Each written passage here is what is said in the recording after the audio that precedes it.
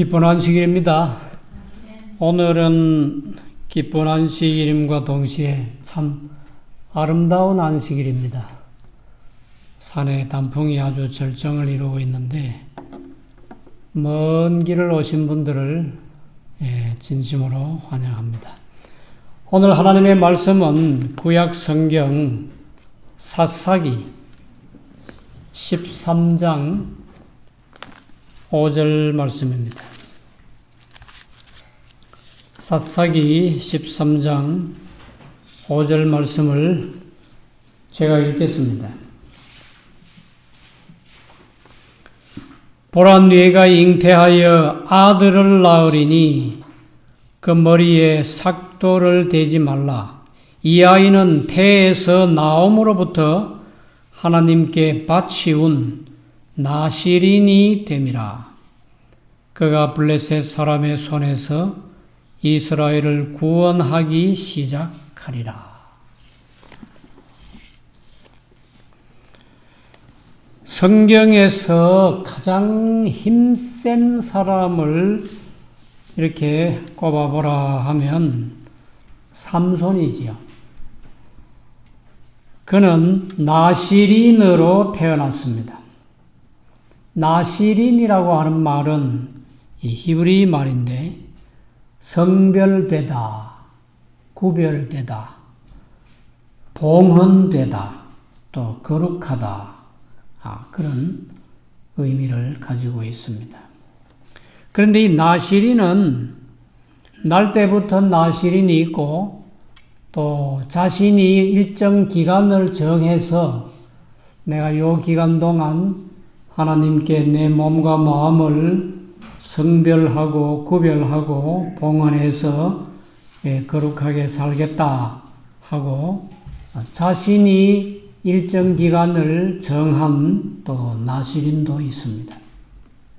그런데 나시린은 준수해야 할 엄격한 몇 가지 사항이 있어요.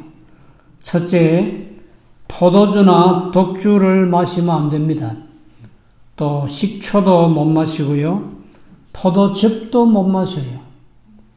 그리고 나아가서 생포도, 건포도, 포도씨도, 포도 껍질도 먹지 말라는 말씀이 있습니다. 두 번째는 머리를 자르지 말라 하는 이 사항을 준수해야 합니다. 그것은 자신을 하나님께 바친 외적인 표식입니다. 또 한 가지가 있는데 그것은 시체를 만지면 안 됩니다.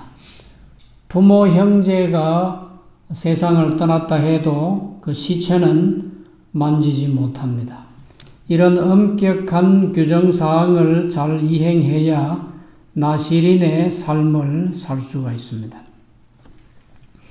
특별히 이 삼손은 그 당시에 이스라엘이 블레셋이라고 하는 옆에 나라에 이렇게 지배를 받고 있었기 때문에 블레셋으로부터 이스라엘을 구원하기 위해서 막중한 사명을 가지고 태어난 아이인데 이 규정들을 엄격히 준수함으로 하나님을 증거하고 이스라엘의 하나님이 이 세상에 유일하신 참 하나님이라는 것을 증거하고 그리고 그 민족들을 블레셋으로부터 구원해내는 그런 막중한 사명을 이행할 수가 있었습니다. 부조와 선지자 561쪽에는 아이뿐 아니고 성경에도 이 말씀이 있어요. 하나님의 사자가 마노아의 가정에 와서 이렇게 가르쳐 준 내용이 포도주, 독주를 마시지 말지며 무릇 부정한 것을 먹지 말지니라. 그 부모에게 사사기 13장 3절에 또 4절에 이렇게 자세한 지시를 해 주셨어요. 부모도 역시 이 준수, 이 엄격한 사항들을, 명령들을 다 준수해야 했습니다. 부조와 선지자 561쪽에 보시면 아이는 어머니의 습관으로 선악간의 영향을 받을 것이다. 어머니가 아이의 행복을 바란다면 절제와 극기를 실천해야 한다. 술을 마시고 담배를 피우는 사람들은 탐욕, 격정적인 피, 흥분하기 쉬운 체질을 유전시킨다. 술, 담배가 참 안 좋지요. 또 부도덕한 자들, 그대로 읽으면 음탕한 자들은 사악한 욕망과 몸서리치는 질병을 자녀들에게 유전시킨다. 귀머거리, 소경, 백치 등 무수한 결점에 대하여 부모에게 큰 책임이 있다.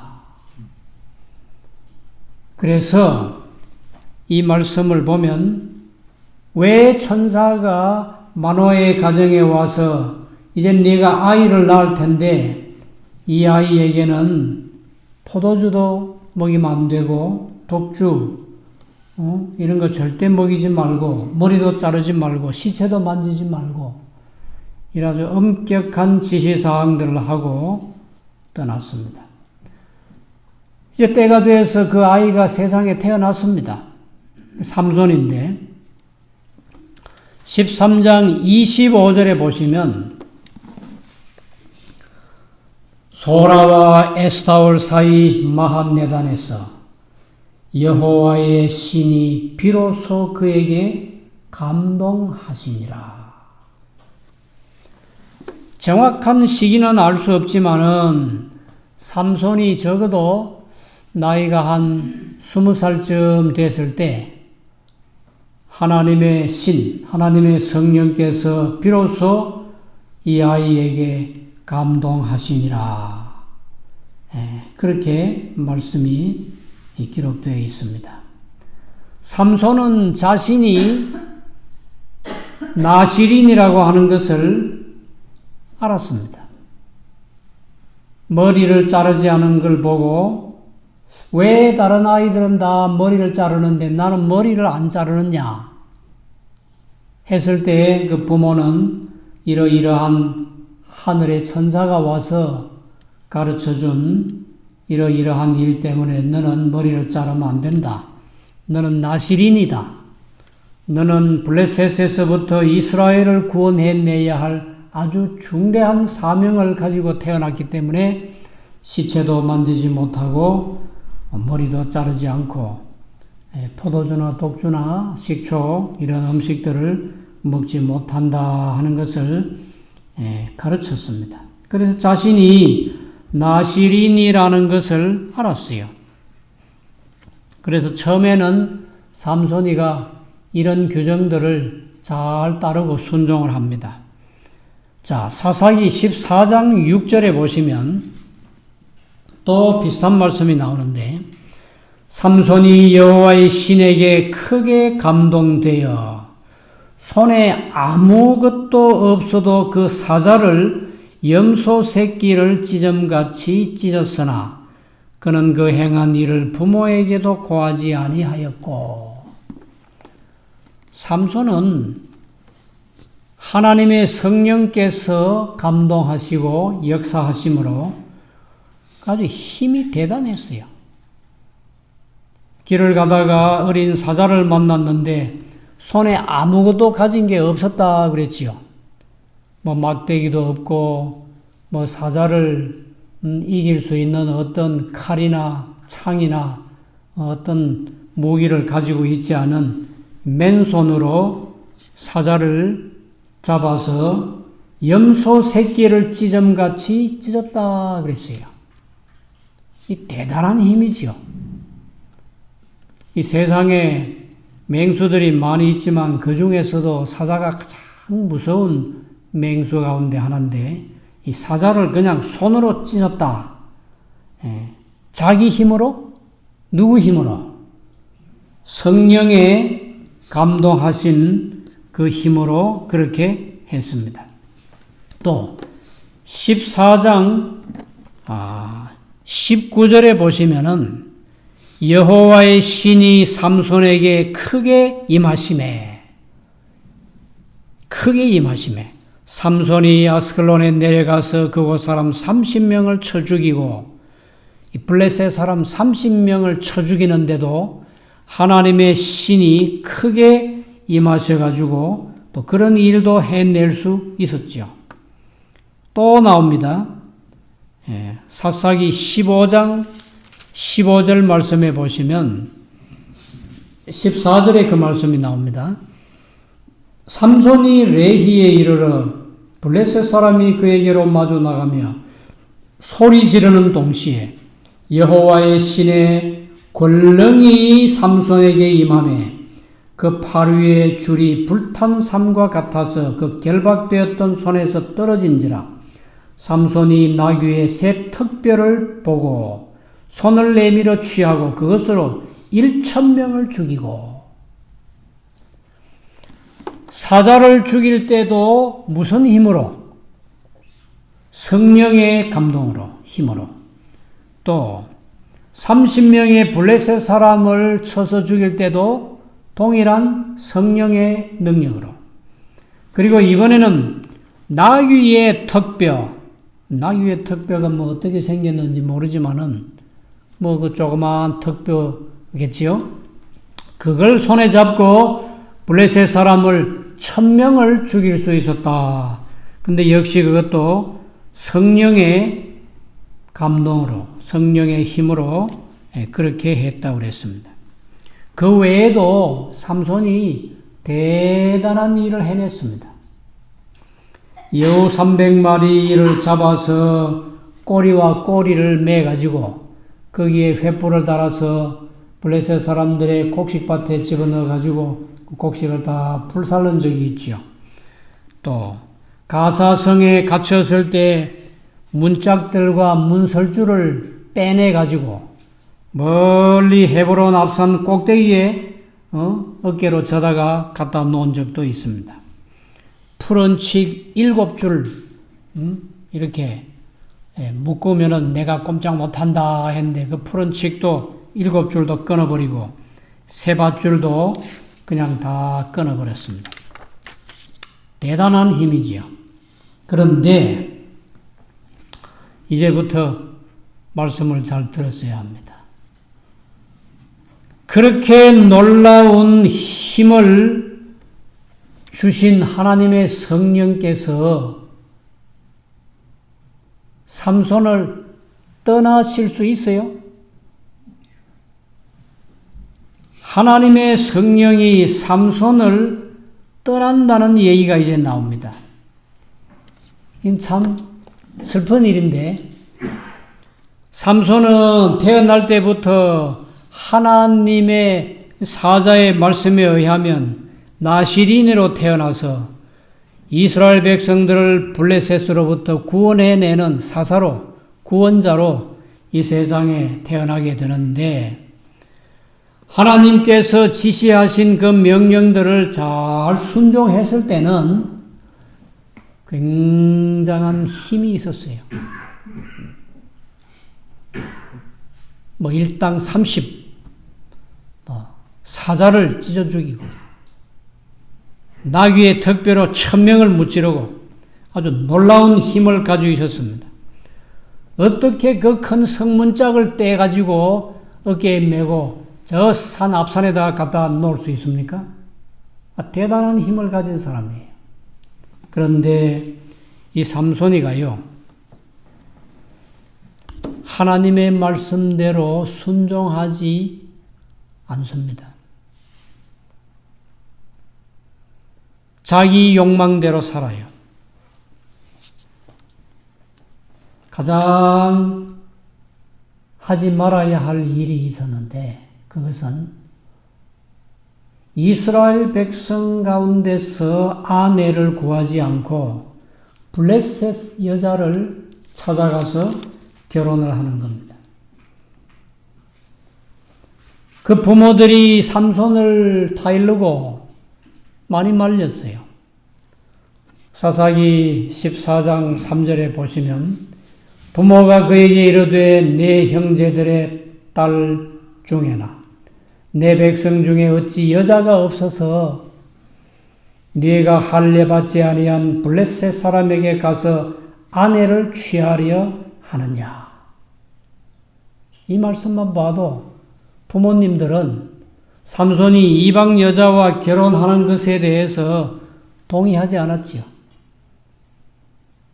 우리 백성 가운데서 하나님을 믿는 사람 가운데서 아내를 구해야지.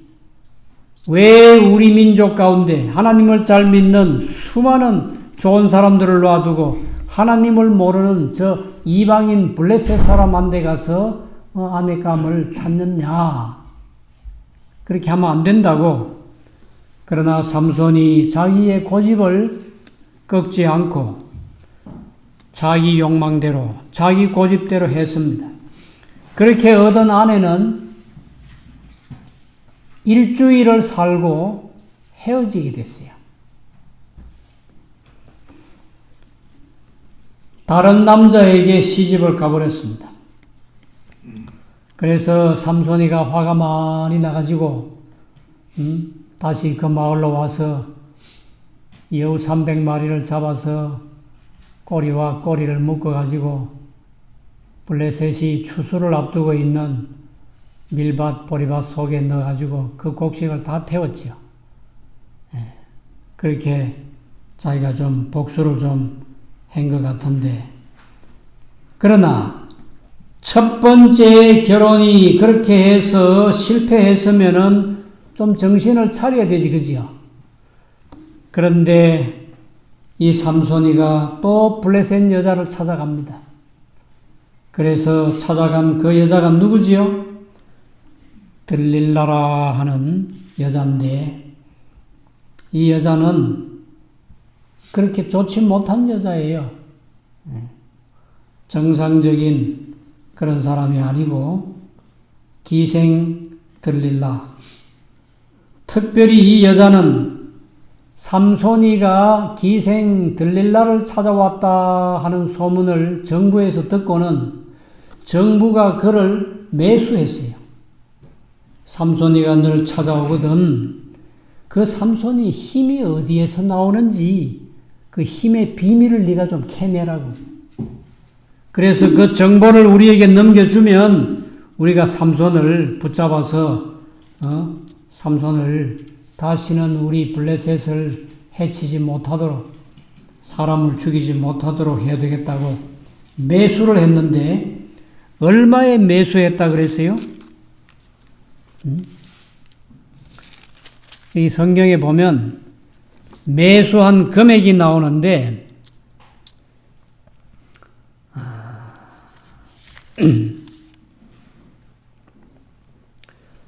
은 1,100개를 네게 주리라.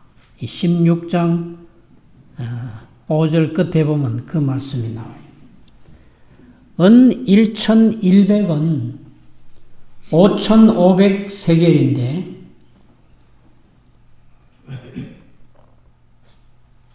얼마만한 돈이 되겠어요? 우리 주석에 보면은 노예 275명의 몸값과 같다 그랬습니다. 큰 돈입니까? 굉장히 큰 돈이에요. 노예의 몸값으로 275명의 몸값이라고 그랬으니까 엄청난 돈을 들릴라에게 주고는 삼손을 어떻게든지 설득해서 그 힘의 비밀이 어디에 있는지를 알아내고 삼손을 결박해서 우리 손에 넘겨주기만 하면 이 엄청난 돈을 내게 주겠다고 돈으로 매수했어요. 그래서 이 들릴라가 삼손이 올 때마다 아주 음식을 잘 대접하고 삼손이 요구하는 대로 다 들어주고, 그리고는 비밀을 묻습니다. 당신이 힘의 비밀이 어디 있냐고. 그랬을 때 삼손이 거짓말하게 되지요. 푸른 칙 7으로 나를 결박하면 나는 꼼짝 못한다. 그랬더니 꼼짝 못했어요. 군인들이 들이닥쳤을 때 푸른 칙 7을 그냥 툭 하고 끊어버렸어요. 두 번째 거짓말은 세 밧줄로 결박하면 나는 꼼짝할 수 없다. 세 밧줄로, 또 세 밧줄로 묶어서 놓고는, 그리고는 군인들을 불렀는데 그 밧줄도 역시 금방 끊어졌습니다. 다음에 세 번째는 좀 아슬아슬한 비밀을 얘기합니다. 거짓말이긴 하지만 내 머리털을 배틀에 넣어서 짜버리면은 나는 꼼짝 못한다. 머리털이라는 말을 했어요. 아주 아찔하지, 그지요? 자기는 평생에 머리를 깎지 않는 나시린의 표식으로 긴 머리를 가지고 있는데 내 이 긴 머리를 배틀에 넣어가지고 같이 짜버리면은 나는 꼼짝 못한다고. 머리털까지 얘기했어요. 근데 역시 그것도 금방 배틀을 다 부셔버리고, 네 번째는 집요하게 요구하니까 드디어 삼손이가 들릴라의 그 요구에 굴복합니다. 뭐라고 대답하지요? 내 머리는 나시린의 표식이기 때문에 자를 수 없는 머리인데 내 머리를 싹 깎아버리면 나는 힘이 없어진다. 그 말은 거짓말입니까? 진실입니까? 그거는 그 비밀을 그 기생 들릴라에게 얘기해 주면 안 돼요. 그러면은 자기 머리가 잘려지고 그 다음에 자기는 붙들려 죽는다고. 근데 삼손이가 어리석게 한 발걸음 두 발걸음 계속해서 함정에 빠지다 보니까 거기까지 갔어요. 들릴라가 이제 마지막으로 군인들에게 약속을 합니다. 내가 이번에는 틀림없이 잡아서 결박해서 줄 테니까 그 돈 내놓으라고. 그러냐고. 그리고는 삼손을 자기 무릎에다가 재웠어요. 그리고는 사람을 불러서 곤하게 잠들어 있는 삼손이 못 깨지 않고 정말 조심스럽게 그 머리를 다 잘라버렸습니다. 그리고는 몰래 그 몸을 묶고 난 다음에 삼손이여, 군인들이 또 왔다고. 삼손이 깜짝 놀라서 벌떡 일어나서 전과 같이 또 힘을 한번 쓰려고 했는데 됩니까? 안 됩니까? 이제는 안 돼요. 그리고는 그냥 체포가 되어서 붙들려 가는데, 붙들려 가자마자 블레셋 군인들이 삼손의 두 눈을 뽑아버렸어요. 앞을 볼 수가 없어요. 그리고 감옥에 가두고 큰 맷돌을 돌리게 했는데, 노줄로 꽁꽁 묶어가지고 그냥 맷돌을 돌리게 하니, 이건 무슨, 맷돌은 누가 돌리는 겁니까? 소나 말이 돌리는 일을 나시린으로 태어난 하나님의 신의 감동을 받은 이 사사가, 이스라엘의 지도자가 짐승이 됐어요. 그리고는 그들의 놀이기가 돼가지고 그런 일을 하게 됐는데, 여기 부조와 선지자 566페이지에 보시면 이런 말씀이 있습니다. 하나님께서는 오랫동안 참으셨으나, 오랫동안 참으셨어요. 하나님의 품성에 대해서 모세가 하나님의 영광을 보여달라 했을 때 하나님께서 품성을 드러내 보여주셨는데 여호와로라 여호와로라 자비롭고 은혜롭고 그 다음에 노하기를 더디하시고 죄인을 보실 때에 사람이 범죄하면 그 즉시로 무슨 하늘에서 벌이 내려와서 그를 병들게 하고 죽게 하고 하나님 그렇게 하시지 않아요. 노하기를 더디하신다는 말씀은 오래 참으시는 분이 하나님이십니다. 6,000년 동안 이 지구가 타락한 상태로 있지만 아직도 참고 계세요. 오래 참으시는 분이에요. 삼손이가 이방 여자를 찾아가고 나시린으로서 하지 말아야 할 짓을 계속해도 오래 참으셨어요. 참으셨으나 삼손이 그의 비밀을 누설할 만큼 죄악의 세력에 자신을 굴복하였을 때 여호와께서는 그를 떠나셨다. 오래 참으셨어요. 하루 이틀 참으신 게 아니에요. 적어도 20년을 참았어요. 오래 참으셨습니까? 20년을 참으셨는데도 삼손이 사사 노릇을 20년 했다고 그랬거든요.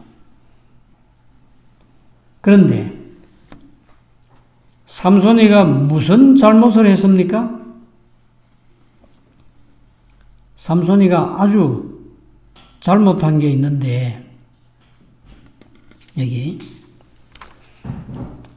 부조와 선지자 565쪽에 보시면은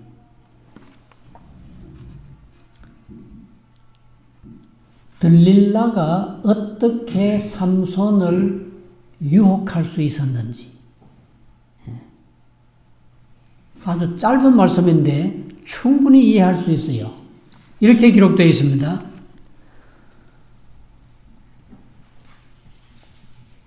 들릴라는 이미 술에 방종한 흔들리는 나시린을 유혹하였다. 나시린이 하지 말아야 할 첫 번째 조건이 뭐였습니까? 포도주나 독주나 식초나 포도씨나 껍질까지 먹지 말라고 하는 엄격한 하늘 사자의 지시가 있었는데 여기 보니까 이미 술에 방종한 흔들리는 나시린 술을 쫙 먹고는 똑바로 걸어갈 수 있습니까? 똑바로 못 걸어가지요. 똑바로 앉아 있을 수 있습니까? 흔들리는 나시린이 됐어요. 나시린이 하지 말아야 할 또 다른 것은 시체를 만지지 말라고 그랬잖아요. 사람의 시체건 동물의 시체건 시체는 만지지 말아야 되는데 죽은 사자에게 가서 꿀 따먹고 온 적도 있고 계속해서 나시린의 지켜야 할 여러 가지 규정들을 지키지 않고 나중에는 거짓말까지 하는데 자기의 비밀이 하나님의 신의 감동하심을 외적으로 나타내는 표식인 머리를 잘라버리라고 하니까 자신의 비밀을 다 내놓기까지 삼손이가 하나님을 멀리 떠났어요. 그랬을 때 여호와께서는 그를 떠나셨다.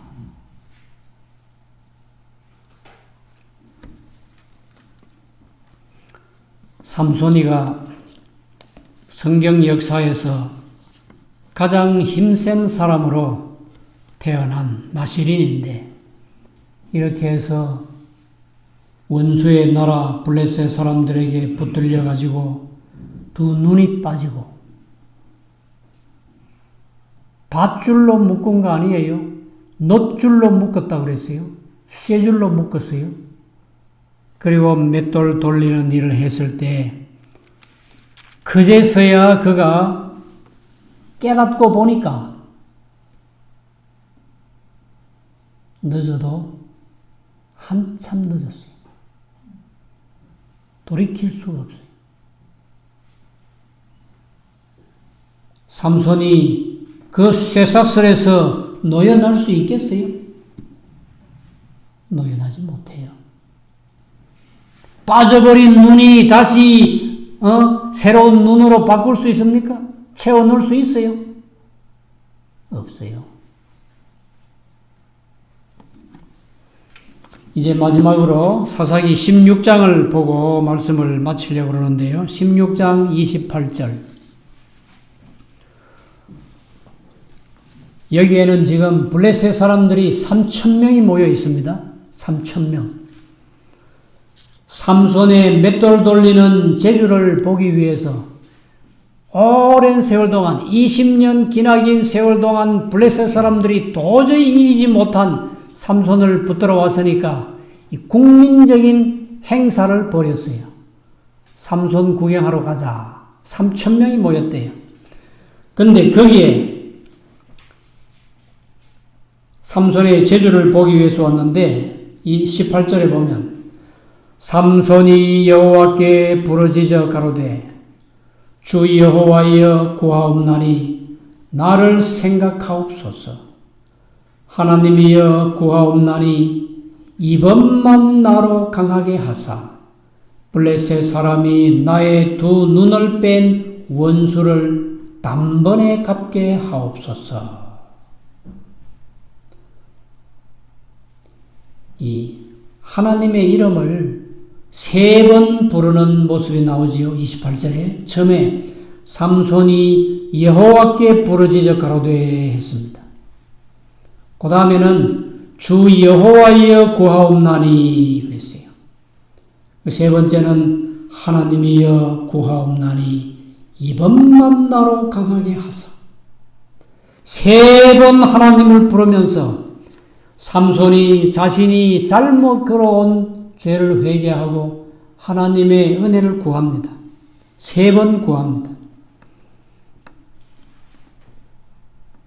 그렇게 하고 신전에 기둥을 붙들고 힘을 주니까 여러 날 감옥에 갇혀 있으면서 깎아버린 머리카락도 많이 길어졌다고 그랬어요. 근데 실제로 삼손의 힘이 머리카락에 있습니까? 아니, 우리는 뭐, 여기 있는 분들도 머리카락이 긴 분들이 있는데, 삼손의 힘 가졌어요? 안 가졌잖아요. 그지요? 삼손의 힘은 하나님의 신의 감동함으로 인한 힘이에요. 근데, 그렇게 삼손이가 진심으로 회개하고 하나님의 도우심을 구하고 3번 하나님의 이름을 부르면서 나를 생각하옵소서 하고 기둥을 안고 미니까 그 큰 엄청난 큰 신전 기둥이 부러지면서 그 집이 무너졌어요. 그래서 거기 왔던 3,000명이 한 사람도 살지 못하고 다 죽었습니다. 그래서 이스라엘이 블레셋으로부터 다시 나오게 됐는데 삼손이가 죽었다 하는 소문이 이스라엘 땅에 전해졌습니다. 누가 그 소문을 먼저 들었겠어요? 삼손의 부모님이에요. 부모님이 그 소식을 듣고 우리 아들 시체를 찾아러 가야 되겠다. 찾아서 장례식을 해야 되겠다 하고 내려갔지요. 부조와 선지자 567쪽에 다곤의 신전이 무너져 다 죽었는데 그 중에 하나님께서 그분의 백성의 구원자가 되도록 택하셨던 거인의 시체도 있었다. 삼손은 하나님의 신의 감동함을 받아서 태어났고 그 놀라운 힘을 발휘했던 사람인데 하나님의 명령을 거역하고 하나님의 그 지시사항을 계속해서 어기고 범하니까 하나님께서 떠나버리셨는데 삼손의 간절한 애원을 하나님이 마지막으로 들어주시고 함께 죽을 때 20년 동안 그가 블레셋 사람을 무찔러 죽인 것 이상으로 많은 블레셋 사람들을 죽게 하고 자신도 같이 죽었어요. 에베소 4장 30절 말씀에 보면 에베소 4장 30절 우리가 아주 잘 아는 말씀인데 하나님의 성령을 근심하게 하지 말라. 그 안에서 너희가 구속의 날까지 인치심을 받았느니라. 하나님의 성령을 뭐 하지 말라? 근심하게 하지 말라. 하나님의 성령을 슬프시게 하지 말라. 우리가 지난 시간부터 구약시대에 하나님의 성령께서 어떻게 역사하셨는지, 또 신약시대에 하나님의 성령께서 어떻게 역사하셨는지 우리가 말씀을 살펴보았습니다.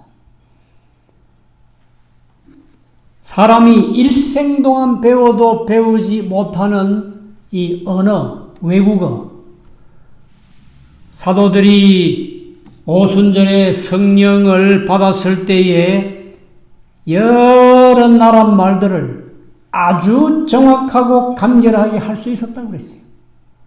방언의 은사를 받은 거지. 외국어의 은사를.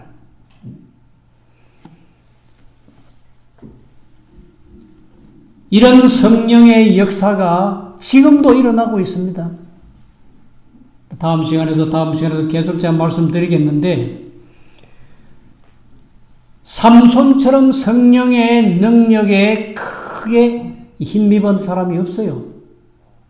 정말 이 사람은 힘으로서는 대단합니다. 그리고 거인이라고 그랬잖아요. 거인. 삼손의 최후가 엄청난 거인이었다는 거예요. 거인에 걸맞는 힘이 그에게 주어졌어요. 성령으로. 그런데 계속해서 하나님의 성령을 근심시키니까 성령이 떠나가 버립니다. 가인이 구원 못 받지, 그지요? 회개하고 돌아온 적이 없습니다. 에서가 그렇고. 발람은 모압 사람인데 성령 충만했던 선지자입니다. 예수님의 초림을 예언했던 선지자가 발람이에요. 그런데 뇌물을 탐하다가 결국은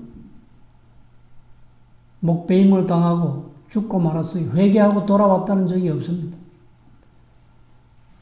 자기가 그 뇌물의 탐욕이 그걸 버리지 못해가지고 길을 가다가 멈춘 자기가 평생 타고 다니던 나귀를 엄청나게 때렸어요.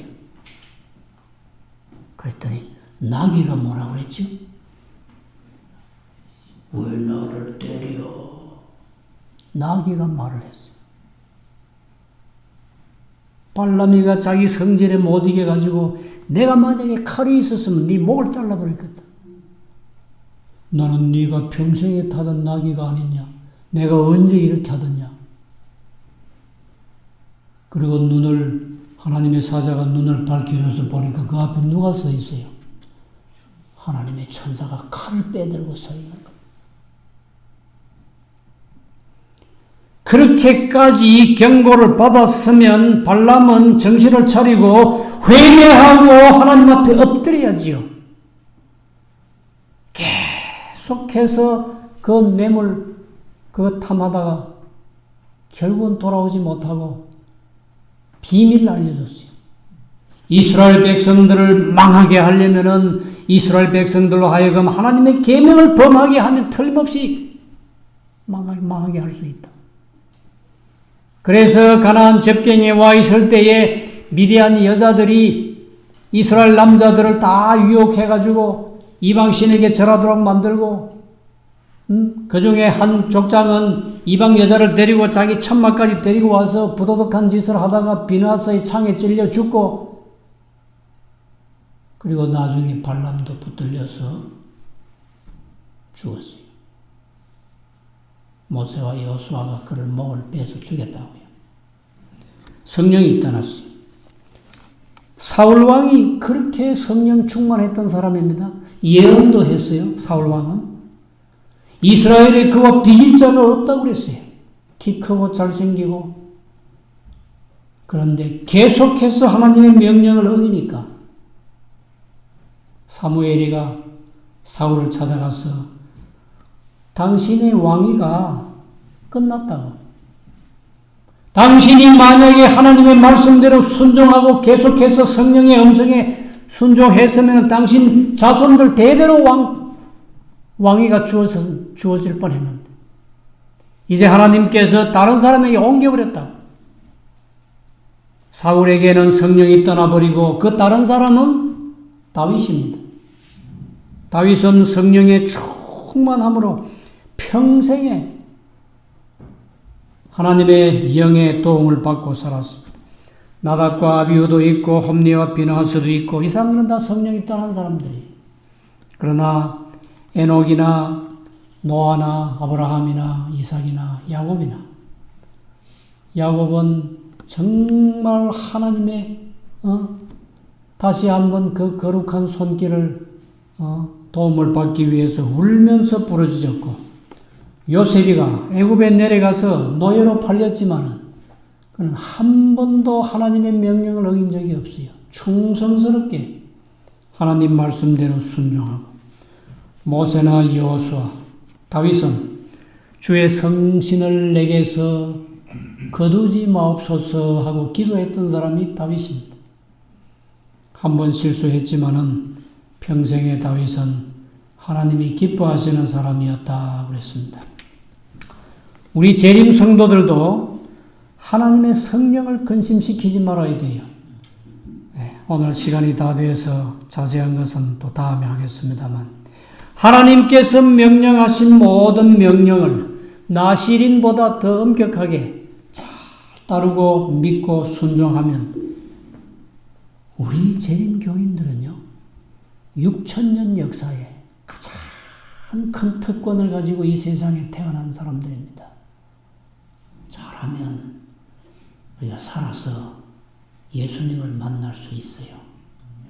이제 곧 예수님이 오실 건데 한 번도 다시는 세상에 기웃거리거나 세상으로 발걸음을 옮기지 말고 끝까지 하나님의 계명 예수 믿음을 잘 지키시기 바랍니다.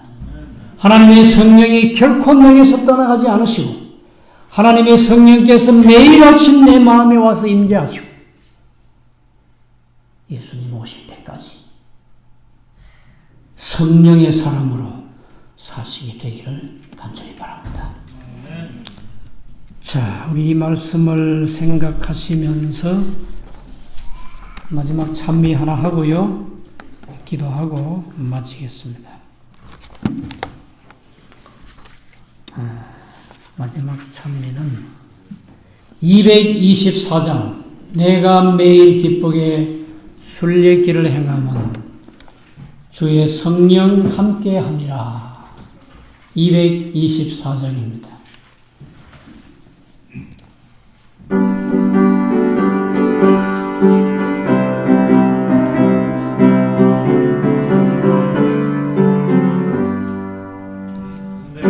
매일 기쁘게 순례길을 행하며 주의 팔이 나를 인도하니요 내가 주의 큰 복을 받는 귀한 비결은 주의 성령 함께함이라 성령이 계시네 할렐루야 함께 계시네 길을 걸으며 밤낮 기뻐하는 주의 성령 함께함이라 죄에 빠져서 평안함이 없을 때 예수 나를 위해 중심 뒀고 아래 엎드려 그 신평화 얻는 주의 성 성령 함께합니다. 성령이 계시네 할렐루야 함께 계시네 좋은 길을 걸으며 밤낮 기뻐하는 것 주의 성령 함께합니다. 나의 모든 염려를 주가 모두 아시니 나는 숲의 새와 같이 즐겁네. 주의 안에 내 영혼 크게 만족하는 주의 성령 함께합니다. 성령이 계시네 할렐루야 함께 계시네 좋은 길을 걸으며 밤낮 기뻐하는 것 주의 성령 함께합니다. 세상 모든 정욕과 쓸데없는 욕망은 오래전에 벌써 내어버렸네. 아멘. 이제 주의 가신 길 따라갈 수 있으면 주의 성령 함께합니다. 아멘. 성령이 계시네 할렐루야 함께 계시네 좋은 길을 걸으며 밤낮 기뻐하는 것 주의 성령 함께합니다. 살아계신 우리 하나님이시여 우리가 이 세상에 태어나서 예수님을 알고 믿고 오늘 이 거룩한 안식일에 하나님의 성전에 와서 예배드리는 것도 성령께서 여기까지 저희를 인도하신 것으로 믿습니다. 회개하는 것도 하나님의 성령의 도우심이요 찬송하고 기도하고 말씀 보고 믿음으로 사는 전생애가 하나님의 성령의 도우심인 것을 압니다. 성령께서 하늘나라 가는 그날까지 저희와 함께 하시고 결코 저희를 떠나지 마시옵소서. 떠나지 않으시게 우리가 거룩한 삶을 매일매일 살게 해주시옵소서. 항상 하나님의 은혜로 하나님의 성령으로 살아서 주님이 세상에 오실 때 다 성공하고 승리하는 자로 서게 하시고 한 사람도 실패하고 멸망의 길로 가지 않도록 도와주시기를 예수님의 거룩하신 이름으로 간절히 기도드리옵나이다. 아멘. 주님 오시니 납시